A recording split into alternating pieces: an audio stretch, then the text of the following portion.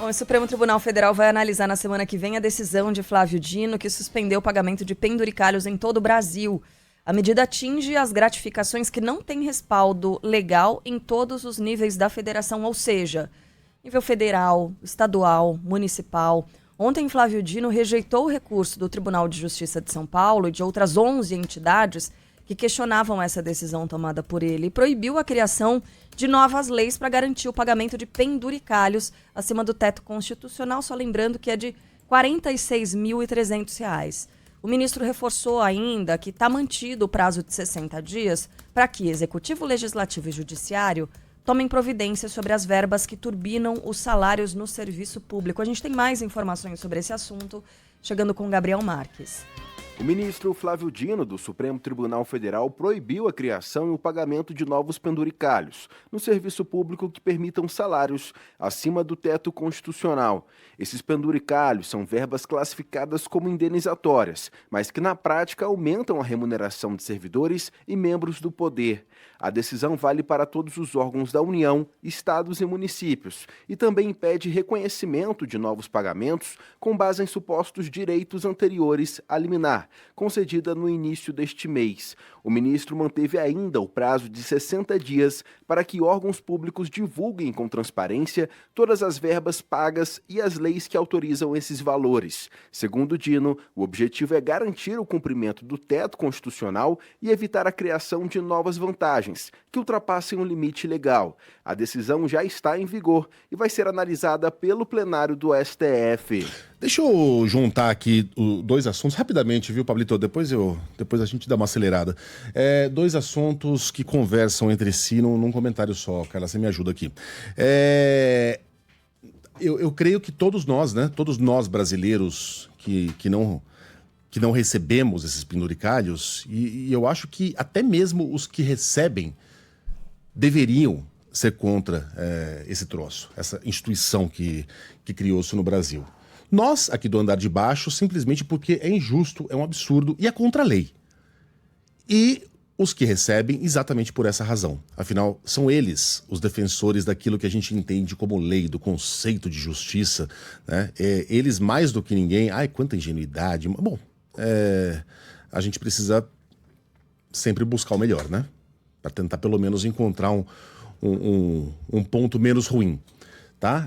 Eles próprios deveriam defender, né, o fim dessa injustiça.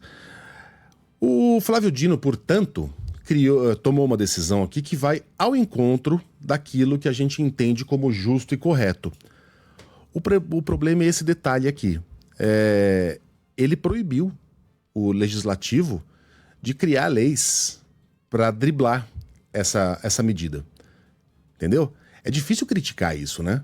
Porque é uma medida correta, justa e vai ao encontro daquilo que a população entende como justiça, né? Pô, já que ninguém faz nada, já que o judiciário não se mexe, ele tá falando aqui dos penduricalhos de políticos, né? Mas no final das contas vai valer para executivo, legislativo e judiciário. Já que ninguém se mexe, já que ninguém faz nada, eu vou matar no peito e eu mesmo chuto essa bola no gol. É temerário, né, que por decisão de um ministro o Congresso seja proibido de legislar. Porque o Congresso já é proibido de legislar sobre algumas cláusulas da Constituição, que são as cláusulas pétreas. E apenas sobre elas, né? Tá na Constituição. Ou seja, é algo extremamente exótico que Flávio Dino amarre as mãos de legisladores e proíbam esses legisladores de fazer aquilo para o qual foram eleitos, ainda que por uma boa razão. A limitação aos penduricalhos.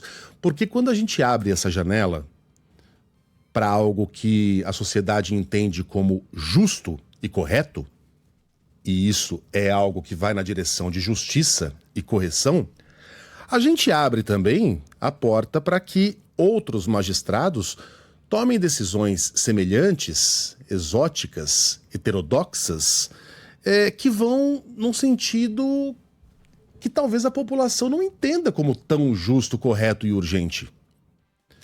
O exemplo dessa investigação aqui a respeito do vazamento de dados sobre ministros e parentes. É claro que que houve ali uma irregularidade. Houve mesmo. Como ocorrem milhares de irregularidades desse tipo todo dia pelo Brasil. Mas no caso dos ministros do STF, eles rapidamente, na velocidade da luz, conseguiram abrir uma investigação para apurar, né, quem é que vazou os nossos dados. E já chegaram aos nomes de pessoas Já que chegaram, acessaram já tem esses depoimento, já tem o cara falando lá que foi uma ideia cretina. Tudo com uma rapidez espantosa. Com uma rapidez que não existiria se fossem os meus dados, os seus dados ou os dados do nosso ouvinte. Talvez isso nunca acontecesse. Essa investigação nunca fosse autorizada. Azar seu, se vira aí. Né? Mas no caso deles, isso virou prioridade número 1. De novo, é um crime, todo crime deveria ser investigado, mas crimes semelhantes cometidos por outras pessoas não são investigados nessa rapidez e com essa diligência, tá? Então é disso que eu estou falando. Algumas medidas exóticas e heterodoxas foram meio que toleradas pelo brasileiro, porque foram medidas tomadas no sentido de defender as instituições do Brasil contra uma tentativa de golpe de Estado. E a gente falou muito sobre isso naquela época. Sim, alguns limites foram cruzados, mas a gente está numa situação delicada em que tem que escolher entre alguém que está tentando nos levar de volta a 64 e alguém que está nos defendendo, ainda que cruzando alguns limites, né, de ter que voltar àquele período sombrio. É uma decisão difícil de você tomar, né? E muita gente se perguntou, haverá como devolvermos esse estado de coisas de volta para a caixinha? Esse é o momento da gente voltar para a caixinha, né? Tem crescido demais. Esse inquérito da fake news é um belíssimo exemplo. O Alexandre de Moraes criou um coringa, que ele mantém no bolso e coloca debaixo daquele guarda-chuva qualquer coisa.